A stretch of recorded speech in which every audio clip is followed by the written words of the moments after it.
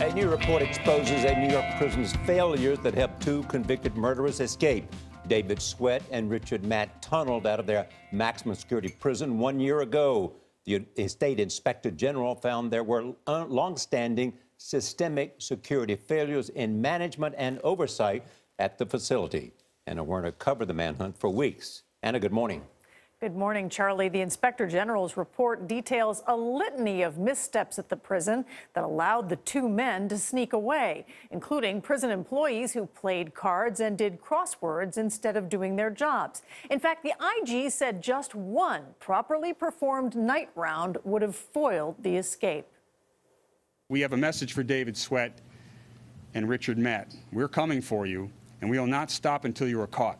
More than 1,300 officers spent much of June 2015 looking for David Sweat and Richard Matt. The manhunt cost New York State about $23 million in police overtime alone.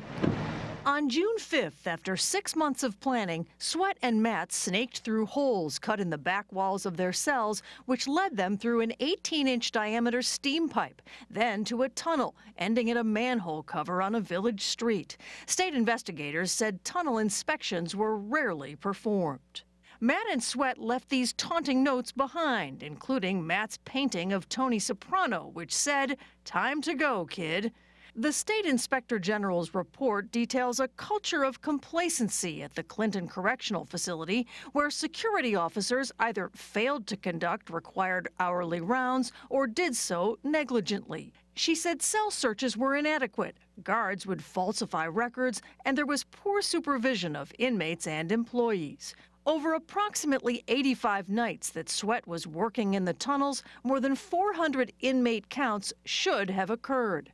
A documented search of Matt's cell failed to detect the 18.5-inch by 14.5-inch hole in the rear wall. The IG said former employee Joyce Mitchell, who is now in prison, was able to smuggle in maps and other escape tools because she knew security staff at the prison's front gate did not conduct required checks of employees' bags. Matt was shot and killed by a U.S. Customs and Border Protection officer about 30 miles from the prison.